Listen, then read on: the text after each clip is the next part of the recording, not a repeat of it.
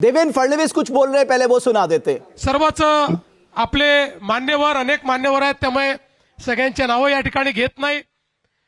आपले पिरिपाचे आमचे कवाडेजी आणि या ठिकाणी उपस्थित सर्व कार्यकर्ता भगिनी आणि बंधूंनो, आज मी सर्वप्रथम महाराष्ट्राच्या जनतेचे मनापासून आभार मानतो की महानगरपालिकेच्या निवडणुकीमध्ये भारतीय जनता पार्टी आणि महायुतीला महाविजय मिळालेला आहे आणि एक प्रकारे सगळे रेकॉर्ड हे आपण त्या ठिकाणी तोडलेले आहेत।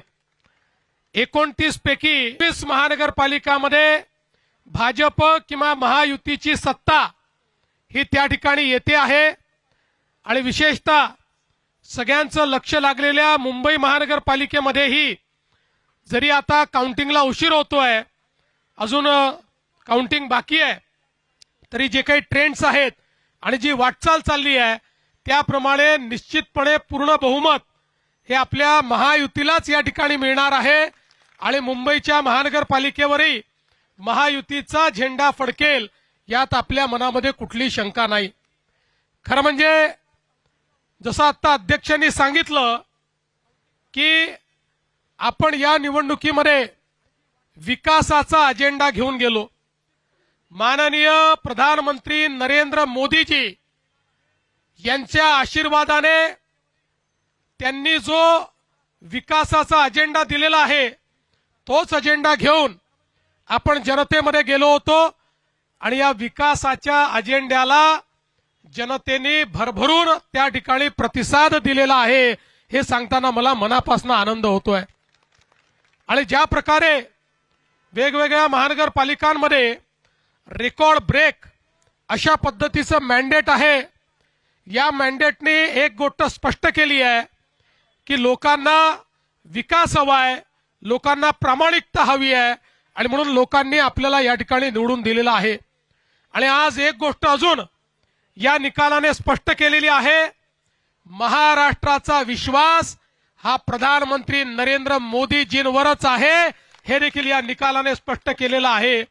आणि म्हणून आज खऱ्या अर्थानं या निकालाच्या निमित्ताने हिंदू हृदय सम्राट शिवसेना प्रमुख बाळासाहेब ठाकरे यांचंही मी स्मरण करतो, कारण त्यांचाही आशीर्वाद हा आपल्या महायुतीच्याच पाठीशी होता आणि म्हणून हा विजय आपल्याला या ठिकाणी मिळालेला आहे। आणि आज खरं म्हणजे लांब लचक भाषण करण्याची आवश्यकता नाहीये, पण एक गोष्ट निश्चित आहे की ज्या मुद्द्यांवर आपण ही निवडणूक लढलो त्या मुद्द्यांना लोकांनी प्रतिसाद दिलाय आणि पुढेही आमचा अजेंडा हा विकासच असणार आहे। एकेका शहराला त्या ठिकाणी परिवर्तित करून तिथे राहणारा जो गरीब माणूस आहे, मध्यमवर्गीय आहे, या प्रत्येकाच्या जीवनात एक मोठं परिवर्तन आणण्याकरता या विजयाला आम्ही समर्पित करणार आहोत।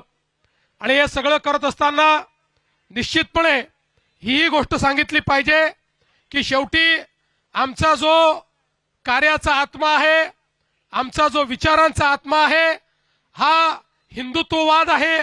हिंदुत्ववादी आम्ही आहोतच, याबद्दल आम्हाला अतिशय अभिमान आहे। आणि या हिंदुत्ववादाच्या माध्यमातून खऱ्या अर्थानं हिंदुत्व आणि विकास यांना वेगळं करता येणार नाही।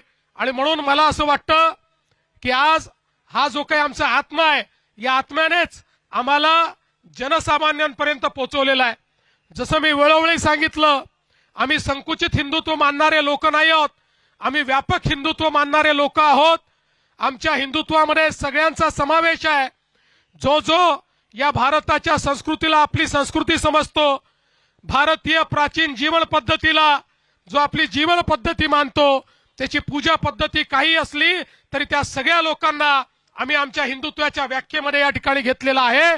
आणि म्हणून मला असं वाटतं की एक व्यापक अशा प्रकारचं जनसमर्थन हे आपल्याला मिळालेलं आहे।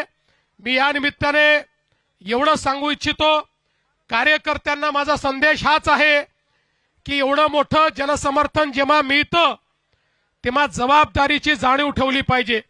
आपल्याला जबाबदारीने वागावं लागेल। जिंकल्यानंतर उन्माद नको, कोणीही उन्मादाने या ठिकाणी जिंकल्यानंतर वागणार नाही, हे कार्यकर्त्यांनी लक्षात ठेवलं पाहिजे। आणि त्यासोबत निवडून आलेल्या लोकप्रतिनिधींना आमचा संदेश आहे की तुम्हाला जनतेनं अपेक्षेने निवडून दिलाय, पारदर्शी प्रामाणिकतेतून कारभार करण्याकरता निवडून दिलेला आहे। त्यामुळे आपण सगळ्यांनी या गोष्टीची जाण ठेवली पाहिजे की आपण सगळे निवडून आलो, मोदीजींवर जो विश्वास आहे, भाजपवर जो विश्वास आहे, या विश्वासामुळे आपण निवडून आलेलो आहोत। त्यामुळे कुठेही या विश्वासाला तडा जाणार नाही, अशा प्रकारचं वर्तन कार्यकर्ते, नेते आणि निवडून आलेले नगरसेवक करतील, हा विश्वास मला आहे। मी पुन्हा एकदा महाराष्ट्राच्या तमाम जनतेचे मनापासून आभार मानतो। आमचं वरिष्ठ नेतृत्व या ठिकाणी माननीय मोदीजी असतील। आपके मोबाइल पर तुरंत आएगी ब्रेकिंग न्यूज, स्क्रीन पर सबसे पहले दिखेगी बड़ी खबर, देश दुनिया की हर खबर एक जगह। अब आपके मोबाइल पर तुरंत फटाफट इंस्टॉल कीजिए न्यूज नेशन ऐप और रखिए खुद को अपडेट।